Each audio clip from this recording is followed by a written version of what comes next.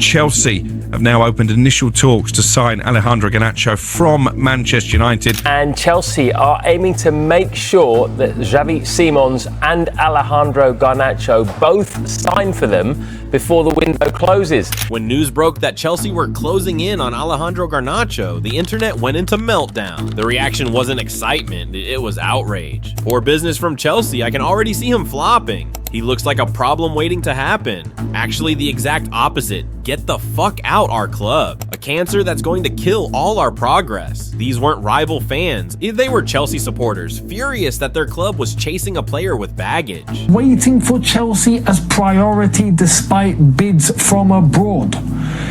This guy is going out of his way to make sure that it's Chelsea. He's out of sorts at Man United. He's not in the pecking order. He doesn't look like he's in the plan of Ruben Amorim. I was hoping he was going to go to Aston Villa. I was hoping he was going to go to Napoli. But all of that has come to nothing. You won't be in the Argentinian squad in September, so you've got to really hit the ground quickly when you do play your games for Chelsea to get in an Argentinian squad for the World Cup. It's just, I think it's disrespectful to your own career to sit on your arse and gamble. After all, this was the same Garnacho who'd once been Manchester United's golden boy. The teenager who scored a Puskas-winning bicycle kick against Everton, the kid who lifted the FA Youth Cup and the FA Cup before his 21st birthday. But the same name that lit up Old Trafford headlines soon found himself in new ones, for all the wrong reasons. A clip went viral showing a supporter verbally criticizing Alejandro Garnacho while he signed autographs, saying things like, "Pass better today." Garnacho, you gotta pass better today, yeah, please. Pass better today, score a goal, and work on your first touch as well, yeah? Garnacho, why are you not playing? Garnacho. Score reports of dressing room tension, social media missteps, and disagreements with new manager Ruben Amorim turned promise into noise. The player United had once called the future was suddenly being pushed toward the exit. And when Chelsea paid £40 million to take that risk, fans called it madness. Fast forward a few months, and that gamble is starting to look like foresight. A goal and work on your first touch, yeah? Because in blue, Garnacho hasn't looked lost, he's looked alive. In the 3-0 win over Wolves, he set up 2 goals, including Malo Gusto's first for the club, and played like a man with a point to prove. The same fans who once wanted him nowhere near Stamford Bridge are now watching him sprint down the wing and create chances with the kind of intensity they begged to see all last season. It's early days, too early for redemption stories, but you can already feel something changing. And for Alejandro Garnacho, the promise that once slipped away at Manchester United might finally be starting to show at Chelsea. Alejandro Garnacho Ferreira was born on the 1st of July, 2004 in Madrid, Spain, to a Spanish father and an Argentine mother. He began his football journey at Getafe's academy before joining Atletico Madrid in 2015, where his pace, direct dribbling, and confidence in one-on-one situations quickly set him apart from other youngsters. In October 2020, at just 16 years old, he caught the eye of Manchester United scouts. United paid £420,000 to bring him into their academy, a bold move that proved inspired almost immediately. Within months, Garnacho became a standout in United's youth setup, winning the FA Youth Cup in 2022 and claiming the Jimmy Murphy Young Player of the Year award, following in the footsteps of names like Marcus Rashford and Ryan Giggs. In the Youth Cup final alone, he scored 2 goals against Nottingham Forest, helping United lift the trophy for the first time since 2011. Just a month earlier, he had made his first team debut, April 28, 2022, against Chelsea at Old Trafford, coming on in the 91st minute at just 17 years old. That debut wasn't remarkable on paper, but symbolically, it marked the beginning of what many saw as the rise of United's next star winger. The 2022-23 season confirmed it. Garnacho scored his first senior goal in the Europa League against Real Sociedad, assisted by his idol Cristiano Ronaldo. Then came his first Premier League goal, a stoppage time winner against Fulham in November 2022, followed by crucial contributions in big games, including including an assist in the Manchester Derby that helped United beat City 2-1. By the time he turned 19, he had already scored 5 goals and provided 4 assists across competitions that season. Elite numbers for a teenager in one of Europe's toughest leagues. He ended the campaign as one of the most exciting young players in England, known for his pace, courage, and ability to create something out of nothing. The 2023-24 season took him to another level. Wearing the number 17, he delivered one of the most iconic moments of that Premier League campaign, a bicycle kick goal against Everton that went viral worldwide and won both the Premier League Goal of the Season and the FIFA Puskas Award. He finished that season with 10 goals and 5 assists, winning the FA Cup, scoring the opening goal in the final against Manchester City. By that point, he had made over 90 senior appearances and was already a Copa America winner with Argentina, after debuting for the national team in June 2023 and featuring in their 2024 title run under Lionel Scaloni. Everything pointed to a superstar in the making, but as Manchester United's dressing room changed and new management arrived, cracks began to show. The same drive and personality that made Garnacho special on the pitch began to clash behind the scenes. Discipline issues, viral posts, and disagreements with staff slowly turned the headlines from praise to frustration. It was the first time the world saw the two sides of Garnacho, the gifted wonder kid and the restless competitor, and soon that tension would lead to one of the most unexpected transfers of 2025. Yeah, I think it's not easy when in middle of the season you change, for example, the manager and all the stuff. But yeah, in my mind it's always try to work hard every day and try to show the manager in this case that I need to play, and this is the only thing I have to do.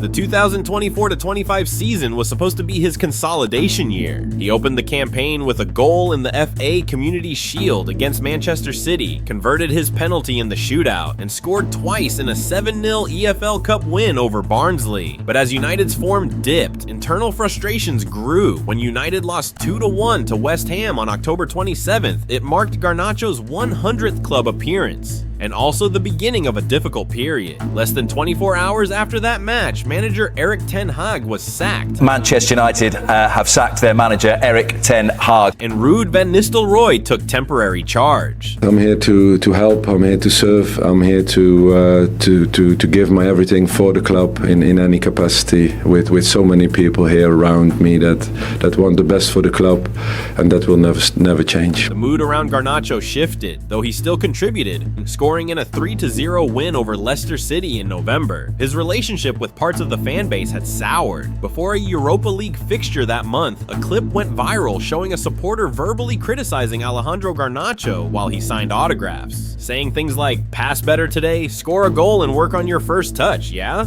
According to captain Bruno Fernandes, Garnacho stopped celebrating goals around that time because, in his words, he felt he had lost faith from sections of the fans. Then came a tougher blow when new head coach Ruben Amorim arrived in December 2024. He immediately made a statement of authority. Garnacho, along with Marcus Rashford, was dropped completely from the squad for the Manchester Derby, which United went on to win 2-1. Reports later suggested Amorim wanted to reset discipline standards and believed Garnacho's focus needed a reset. The reason is the training, the way I see what a footballer should do in training, in life, and is every day.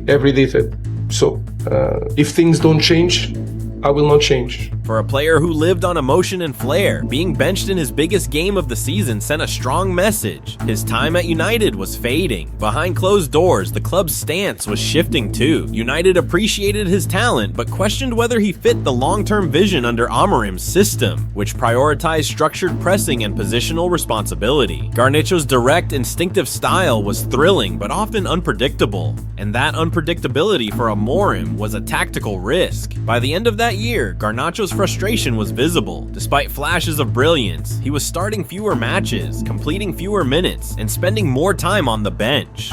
The same energy that made him a fan favorite 2 seasons earlier was now being interpreted as attitude. And when Chelsea's interest surfaced in the summer of 2025, United didn't resist. After internal discussions, they agreed to a £40 million deal, a figure that surprised many but reflected both his potential and his volatility. The contract was officially signed on the 30th of August 2025. marking the end of one story and the beginning of another. Garnacho left Manchester United with 115 appearances, 21 goals, 16 assists, and a legacy of brilliance wrapped in controversy. He had shown what he could do, but perhaps not where he could truly belong. For Chelsea, it was a gamble. For Garnacho, it was a reset. And for everyone watching, it felt like the start of another headline waiting to happen. By late August 2025, Chelsea's transfer window had already been a busy one, but no signing sparked more backlash than Alejandro Garnacho. On the 30th of August 2025, the deal was made official. Chelsea confirmed the £40 million transfer of the 21-year-old Argentine winger from Manchester United on a 7-year contract running until 2032. From a footballing standpoint, the move made sense. Garnacho was young, Premier League proven, and still carried the potential that once made him one of Europe's most promising wingers, but from a fan perspective, it was chaos. Within minutes of the announcement, Chelsea's official posts were flooded with negativity. Fans wrote, like, poor business from Chelsea, I can see him flopping. We're supposed to rebuild character, not buy drama.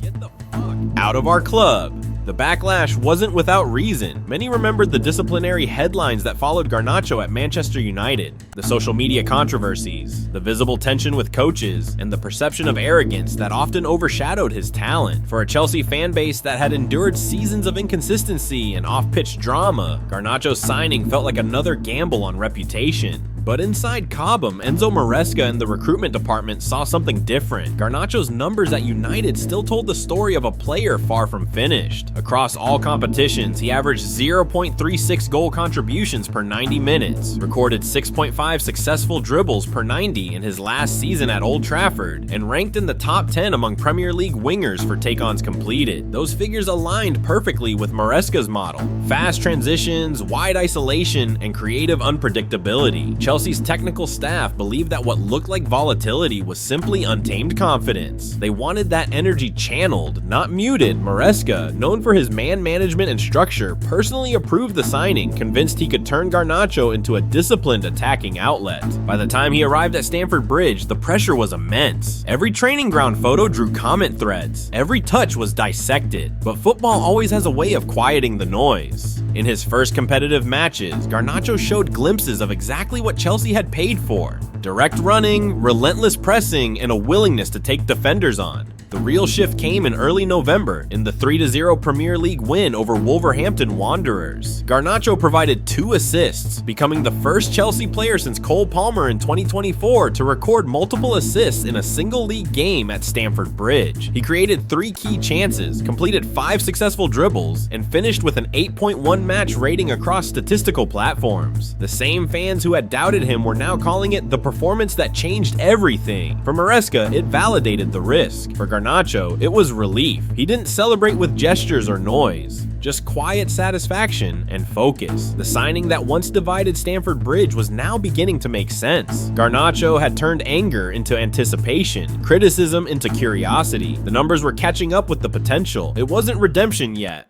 but it was a start, and in football, sometimes a start is all you need. For Alejandro Garnacho, the transformation at Chelsea has been as much psychological as tactical. What once looked like raw potential wrapped in volatility is slowly becoming disciplined confidence. Enzo Maresca has managed to channel Garnacho's intensity without dulling his creativity, turning him from a free-spirited individualist into a system-driven weapon. At Manchester United, Garnacho was often used as an impact substitute, a winger sent on to stretch tired defenses and inject urgency late in games. At Chelsea, Maresca has given him structure and responsibility. He starts wider, times his runs within positional lanes, and is tasked with initiating pressing triggers in Chelsea's high block. His average defensive recoveries have increased from 2.8 per 90 minutes last season to 4.1 this campaign, a sign of greater tactical discipline and awareness of his role in the team's collective press. In possession, his evolution is just as clear. Garnacho's expected assists, XA, has risen to 0.27 per 90, and his progressive carries average 4.9 per match, placing him among Chelsea's top 3 for forward ball progression. His link-up play with João Pedro and Estevão Willian has been one of the most promising developments in Maresca's attacking blueprint. The trio interchanges seamlessly,